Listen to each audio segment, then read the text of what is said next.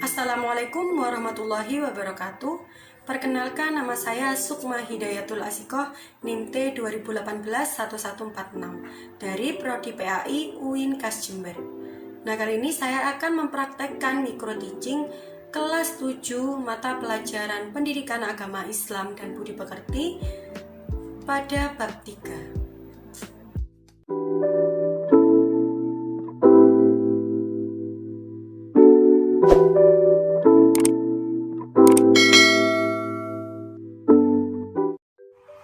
Assalamualaikum warahmatullahi wabarakatuh. Apa kabar anak-anakku sekalian kelas 7? Semoga kalian di rumah selalu diberikan kesehatan agar kita dapat belajar dalam pembelajaran virtual kali ini. Sudah siap untuk belajar? Sudah disiapkan alat tulis dan buku paketnya? Sudah ya? Nah, sebelum kita memulai pembelajaran, alangkah baiknya kita mulai dengan doa terlebih dahulu agar ilmu yang kita dapat bisa bermanfaat bagi kita semua. Ayo kita baca doa bersama-sama. Bismillahirrahmanirrahim. Raditu billahi rabba wa bil islami dina wa bi muhammadin nabiyyan wa rasula. Rabbi zidni ilma warzuqna fahma. Amin ya rabbal alamin. Alhamdulillah, kita sekarang sudah memasuki pada poin baru lagi. Kemarin kita sudah membahas materi tentang toharoh, baik itu pengertian, macam-macam najis, dan macam-macam hadas. Nah, sekarang kita akan membahas materi tentang tata cara bersuci dari hadas kecil dan hadas besar. Sebelum masuk ke materi, Ibu akan menyampaikan kompetensi dasar pada pertemuan kali ini. Pada KD 3.8, yaitu memahami ketentuan bersuci dari hadas kecil dan hadas besar. Nah, indikatornya yang pertama, menjelaskan ketentuan bersuci dari hadas kecil dan hadas besar. Kemudian yang kedua, menerangkan tata cara bersuci dari hadas kecil dan hadas besar. Dan yang ketiga, menjelaskan tata cara bersuci dari hadas kecil dan hadas besar. Oke, kita langsung ke materi. Agama Islam adalah agama yang mengajarkan ilmu tentang menjaga kebersihan dan kesucian, sehingga orang-orang yang mensucikan diri, ia akan mendapatkan kecintaan dari Allah SWT. Sebagaimana firman Allah dalam surah Al-Baqarah ayat 222. Bismillahirrahmanirrahim. Innallaha yuhibbut tawabina wa yuhibbul mutatahhirin. Yang artinya, sesungguhnya Allah mencintai orang-orang yang bertaubat dan mencintai orang-orang yang mensucikan diri. Jadi dari ayat tersebut menjelaskan bahwa kecintaan Allah terhadap orang-orang yang bertaubat, yaitu orang-orang yang mensucikan diri dari kesalahan dan dosa-dosa. Dan juga Allah mencintai orang-orang yang mensucikan diri, yaitu orang-orang yang mensucikan diri dari hadas dan najis. Sekarang Ibu mau tanya, apa itu hadas? Ada yang masih ingat? Betul, hadas artinya keadaan tidak suci pada diri seseorang yang menyebabkan ia tidak boleh melaksanakan ibadah kepada Allah. Kemudian bagaimana cara mensucikan diri agar bisa kembali beribadah kepada Allah? Cara bersuci atau cara menghilangkan hadas ini itu ada 3 cara. Yang pertama, mandi wajib. Mandi wajib atau yang biasa disebut dengan mandi besar. Mandi wajib ini untuk menghilangkan hadas apa? Betul, untuk menghilangkan hadas besar. Nah, makanya mandi wajib ini sering disebut dengan mandi besar karena untuk menghilangkan hadas besar. Kemudian yang kedua, berwudu. Kalau berwudu ini untuk menghilangkan hadas apa? Betul sekali, berwudu ini untuk mensucikan diri dari hadas kecil. Kemudian yang terakhir, tayamum. Nah, kalau tayamum ini adalah bersuci alternatif atau pengganti. Tayamum ini bisa menjadi pengganti mandi wajib untuk mensucikan diri dari hadas besar. Dan juga bisa menjadi pengganti berwudu untuk menghilangkan atau mensucikan diri dari hadas kecil. Sekarang kita perhatikan media atau alat yang digunakan untuk mensucikan diri dari hadas kecil dan hadas besar, atau alat yang digunakan untuk mandi wajib dan berwudu. Itu adalah air suci yang mensucikan. Tidak semua air bisa digunakan untuk mandi wajib dan berwudu. Jadi dilihat dulu mana air yang suci dan mensucikan. Ibu kasih contoh air teh. Air teh ini suci, tetapi air teh tidak bisa digunakan untuk mensucikan diri, tidak bisa digunakan untuk mandi wajib, dan juga tidak bisa digunakan untuk berwudu. Contoh lagi, air kopi, air susu, dan air kelapa. Itu juga suci, tetapi tidak bisa digunakan untuk mensucikan. Makanya disebut dengan air suci dan tidak mensucikan. Terus apa saja air suci yang mensucikan dan bisa digunakan untuk mensucikan diri dari hadas kecil dan hadas besar? Ada 7 macam air yang bisa digunakan untuk mandi wajib dan berwudu. Apa saja itu? Air hujan, air laut, air sungai, air sumur, air dari mata air, air es, dan air embun. 7 macam air itu adalah jenis air yang suci dan mensucikan. Jadi bisa dipahami, tidak semua air suci itu bisa digunakan untuk mandi wajib dan berwudu. Nah, kemudian tayamum. Tayamum ini adalah cara bersuci dari hadas kecil dan hadas besar sebagai pengganti berwudu dan mandi wajib. Akan tetapi, tayamum ini tidak menggunakan air, melainkan menggunakan debu untuk bersuci. Debu yang digunakan untuk tayamum ini debu yang ada di sekitar kita, debu yang suci. Contohnya debu yang ada di meja, debu yang ada di dinding, dan lain sebagainya. Jadi itu semua ya, mandi wajib, berwudu, dan tayamum adalah cara bersuci dari hadas. Nah, sekarang kita lihat mandi wajib. Mandi wajib adalah mandi yang dilakukan untuk menghilangkan hadas besar. Jadi orang-orang yang berhadas besar, maka ia harus melakukan mandi besar. Nah, sekarang ibu mau tanya, kapan kita diharuskan untuk mandi besar? Pertemuan yang lalu kita sudah membahas ada 6 perkara yang menyebabkan orang harus mandi wajib. Apa saja 6 perkara itu? Yang pertama, berhubungan suami istri. Kemudian yang kedua, keluarnya mani. Dan yang ketiga, haid atau menstruasi. Kemudian nifas atau melahirkan. Kemudian istihadah. Dan yang terakhir, meninggal dunia. Jadi, kalau mau suci dari 6 hal tersebut, harus apa? Betul, harus mandi wajib. Ini anak-anak kelas 7, perempuannya pasti ada yang sudah mengalami haid atau menstruasi ya?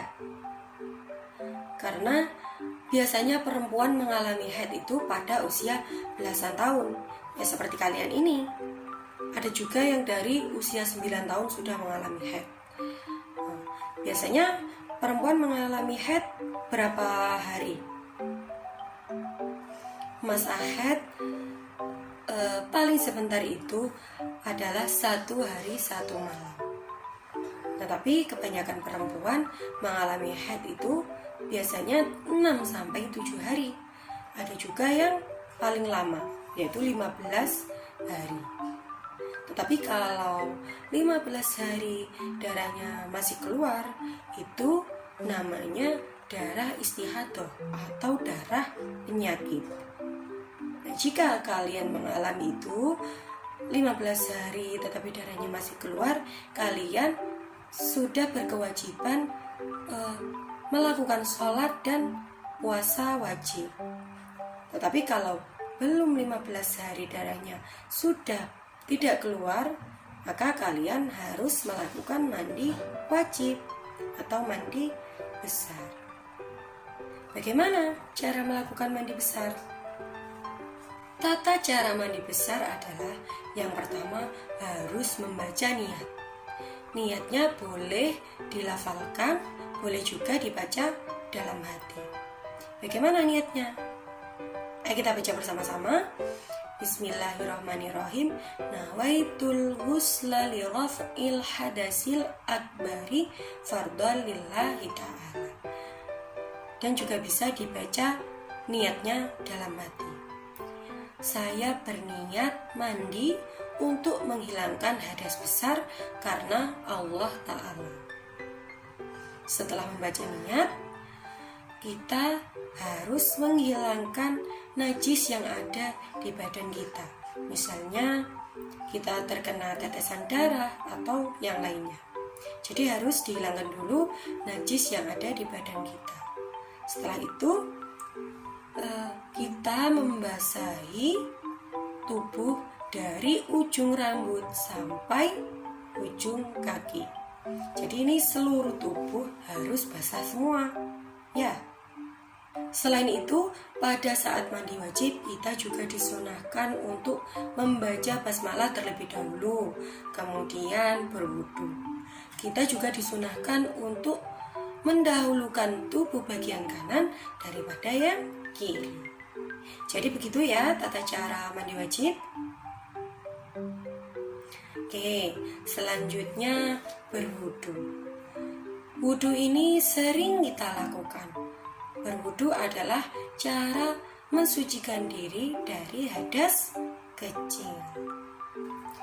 Rasulullah SAW bersabda, "La tuqbalu sholatu man ahdatha hatta yatawaddo." Yang artinya tidak akan diterima sholat orang hadas sampai ia berwudu. Hadis riwayat Bukhari dari Abu Hurairah. Nah, dari hadis tersebut dijelaskan bahwa sholatnya orang-orang yang berhadas tidak akan diterima kalau ia tidak berwudu. Selain itu, sholat juga tidak akan diterima kalau wudunya tidak benar. Nah, yang berwudu aja tetapi tidak benar, tidak sah, apalagi yang tidak berwudu. Pasti jelas tidak sah. Maka dari itu kita harus belajar tata cara berwudu yang benar dan sesuai dengan syariat Islam. Bagaimana cara berwudu yang sesuai dengan syariat Islam? Nah, yang pertama kita harus membaca niat. Boleh dibaca dalam hati, boleh juga dilafalkan. Kita baca bersama-sama ya.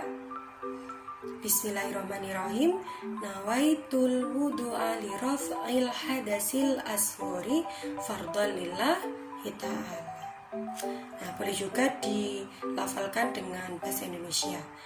Saya niat wudu untuk menghilangkan hadas kecil karena Allah Ta'ala.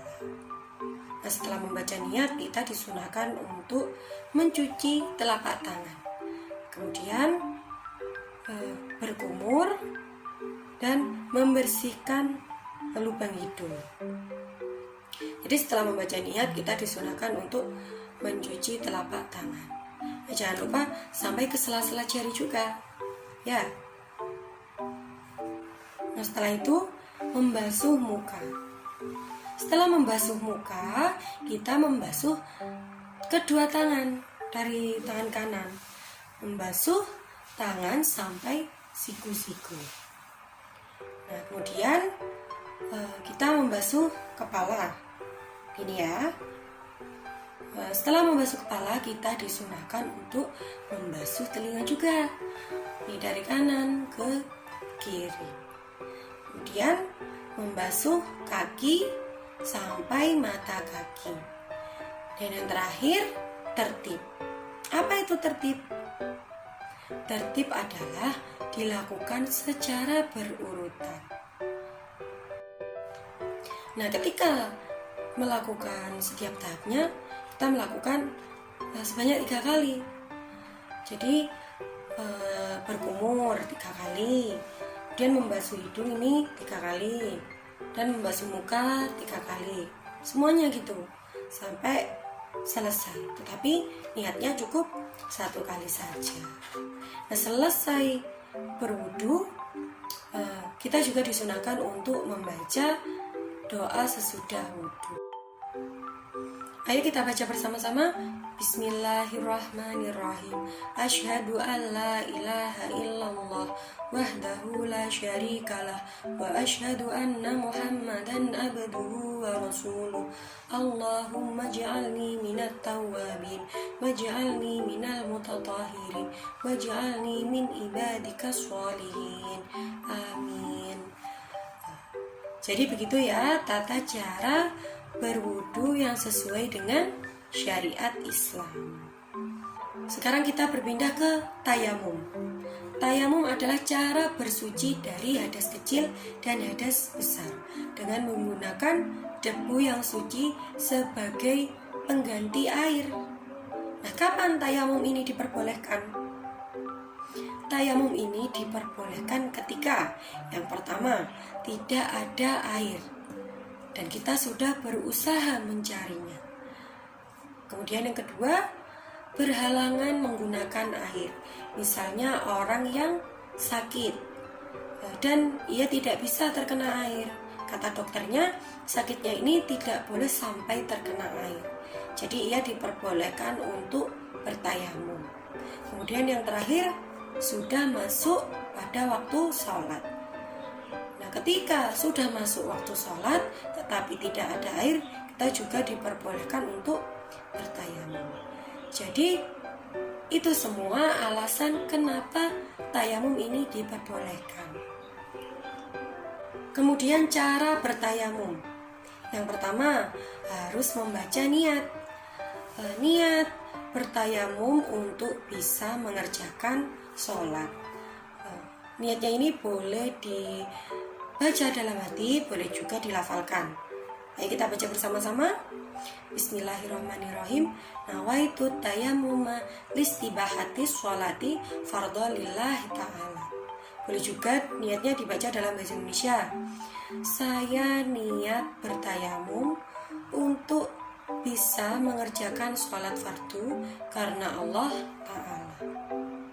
Setelah membaca niat, kita ambil debu untuk diusapkan ke muka. Setelah itu ambil lagi untuk diusapkan ke tangan kanan, kemudian ke tangan kiri. Ini cukup 1 kali saja. Membasuh muka 1 kali, membasuh tangan kanan 1 kali, dan tangan kiri 1 kali. Jadi begitu ya tata cara mandi wajib, tata cara berwudu dan bertayamum untuk menghilangkan hadas, baik itu hadas kecil ataupun hadas besar. Nah, sekarang kita perhatikan hikmah dari toharoh. Apa saja hikmah dari toharoh? Hikmah dari toharoh ini yang pertama, orang yang hidup bersih akan selalu terhindar dari segala penyakit maupun virus. Jadi orang yang menjaga kebersihan, ia akan terhindar dari berbagai virus maupun penyakit.